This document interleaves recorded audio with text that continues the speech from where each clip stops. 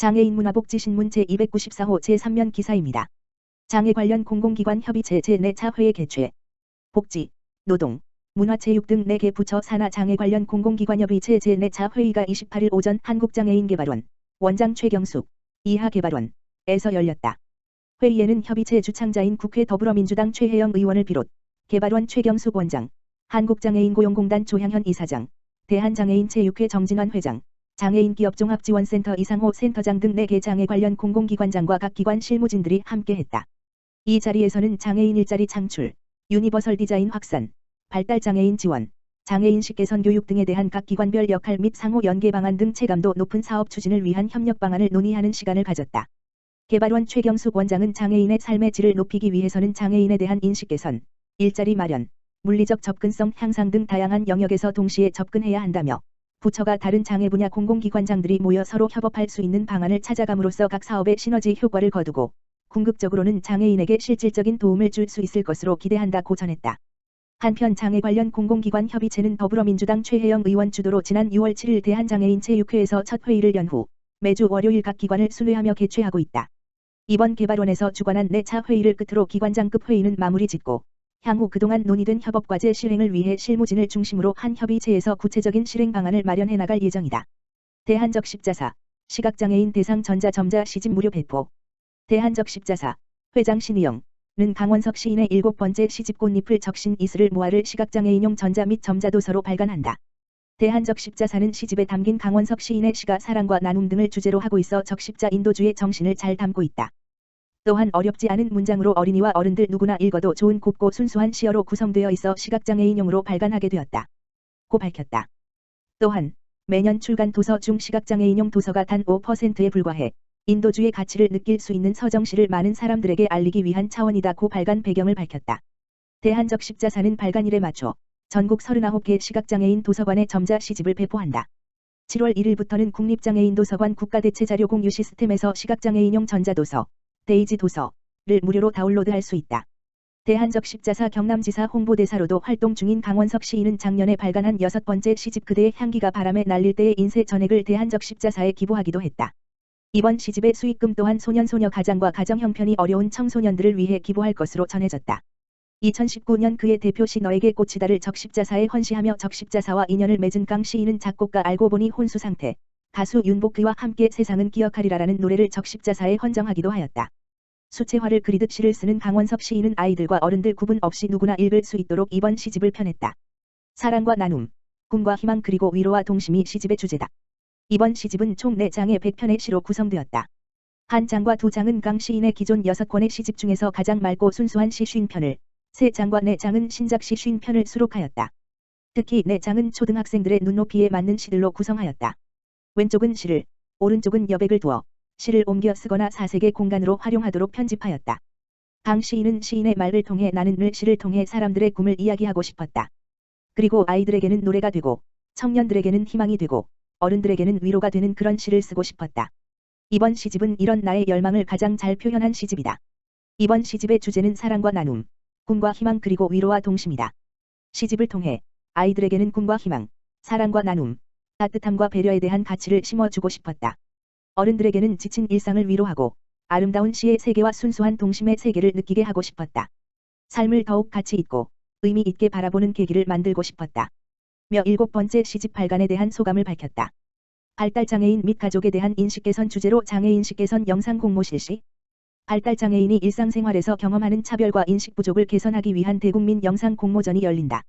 한국장애인개발원 중앙장애아동발달장애인지원센터는 그릴라이트, 비디오몬스터와 공동주관으로 발달장애인 및 가족에 대한 인식 개선을 주제로 7월 영상 공모전 참여작을 7월 25일까지 모집한다. 참여 자격은 제한 없이 누구나 가능하며 참여 방법은 비디오몬스터 홈페이지 내 공모전 이벤트 페이지를 통해 비디오몬스터.com 참여할 수 있다. 접수된 작품은 전문가로 구성된 심사위원회 심사를 거쳐 최종 3명을 선정하여 8월 초 시상할 예정이다.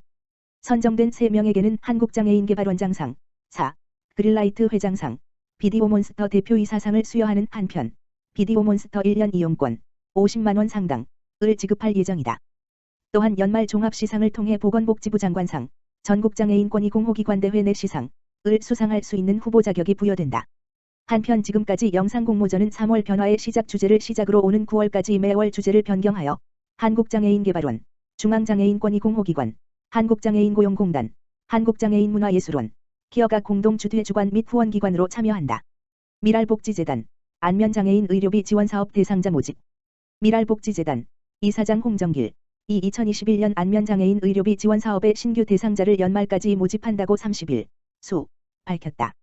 모집 대상자는 구순구개열, 신경섬유종, 백반증, 화상 등 선후천적인 이유로 안면 치료나 수술이 필요한 저소득 가정 안면장애인이다. 지원 대상자로 선정 시 1인당 최대 500만 원의 의료실비를 지원한다. 지원 희망자는 미랄복지재단 홈페이지의 지원사업 신청란에서 지원서를 내려받아 작성 후 구비서류와 함께 거주지와 가까운 미랄복지재단 지부에 이메일로 접수하면 된다. 상시 접수이며 예산 소진 시 마감된다. 서류 접수 후 신청자 상담과 선정회의를 거쳐 최종적으로 대상자를 선정하며 선정 여부 확인은 신청 후 1개월 이내에 유선을 통해 개별 통보된다. 미랄복지재단 이현진 국내사업부장은 재단은 2014년부터 현재까지 치료가 필요한 230여 명의 안면장애인들에게 의료 서비스를 제공해 일상을 되찾을 수 있도록 지원했다며 올해도 지원이 시급한 안면장애인을 발굴하여 신체적 불편을 넘어 심리적 사회적 어려움을 겪는 안면장애인들이 경제적 어려움으로 치료를 중단하지 않도록 도울 것이라고 전했다. 한편 미랄복지재단은 1993년 장애인의 완전한 사회통합을 목표로 설립된 국내 대표 장애인 복지 전문기관으로 장애아동의료비 지원 사업을 비롯해 장애인 특수학교, 장애인 직업재활시설, 장애인 공동생활시설 등 장애인의 생애주기별 맞춤형 복지사업을 운영 중이다. 해외 14개국에서도 아동보육, 보건의료, 긴급구호 등 국제개발 협력 사업을 수행하고 있다. 경기도 8월까지 복지사각지대 집중 발굴 기간 지정.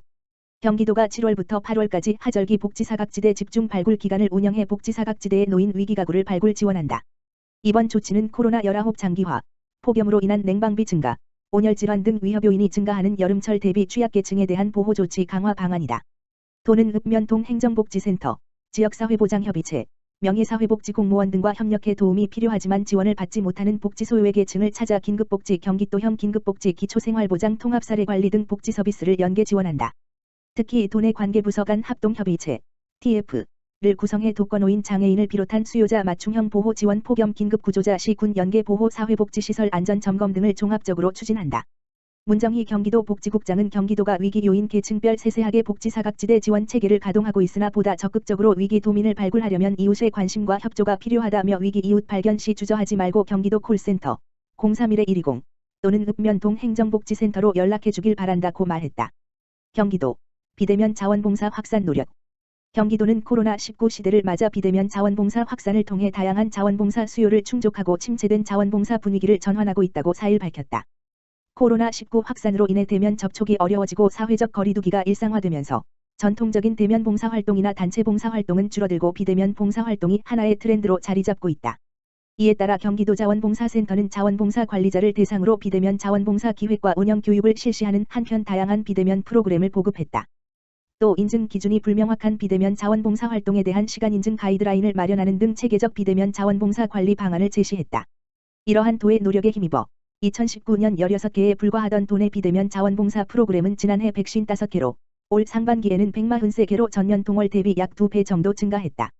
게다가 올해는 전년보다 더욱 알차고 다양한 프로그램들이 준비돼 그간 코로나19로 인해 활동에 어려움을 겪던 자원봉사자들의 갈증을 해소시켜주고 있다.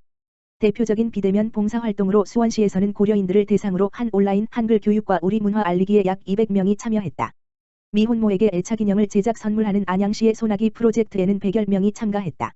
평택시 착한 아파트 봉사단의 아이스팩 수거 및 재활용 활동에는 주민 100여 명이 동참했으며 김포시 가족봉사단이 준비한 아파트 단지 경비 노동자 응원 위드 유 캠페인에는 매월 50여 명의 가족들이 참여해 수제청 선물, 아파트 환경 정화 등의 활동을 하고 있다. 이 밖에도 경기도 자원봉사센터에서는 야생조류 유리창 충돌 조사 활동과 미세먼지 측정 시민 참여 활동, 온라인 유해 정보 모니터링 활동, 환경보호 플로깅, 조깅하며 쓰레기를 줍는 운동, 활동 등 기발하고 다양한 프로그램을 개발해 자원봉사자들의 큰 호응을 얻고 있다. 야생조류 유리창 충돌 조사 활동에 참여한 A씨는 코로나19로 인해 자원봉사를 못하고 있었는데 우연히 SNS를 통해 비대면 봉사활동이 있다는 것을 보고 참여하게 됐다며 혼자서도 가능한 활동이어서 안전하다고 생각하고 작은 생명을 위해 봉사한다는 보람도 느낄 수 있다라고 만족감을 드러냈다. 권석필 경기도 자원봉사센터장은 실제 비대면 자원봉사 참여자들의 만족도가 매우 높다며 아직까지 비대면 봉사활동을 경험해 보지 못한 분들의 많은 관심과 참여를 부탁드린다고 말했다. 한편 지난달 23일 경기도의회 본회의를 통과한 경기도 자원봉사활동 지원 조례 개정안, 서현옥 의원 대표 발의에서는 비대면 자원봉사를 포함한 새로운 유형의 자원봉사를 발굴 지원할 수 있는 근거를 전국 최초로 마련해 도의 비대면 자원봉사 활성화 계획을 뒷받침할 수 있게 됐다. 비대면 자원봉사 활동 참여를 희망하는 봉사자는 1345 자원봉사 포털 www.1365.co.kr에서 비대면을 주제어로 검색하거나 가까운 시 군 자원봉사센터로 문의하면 된다.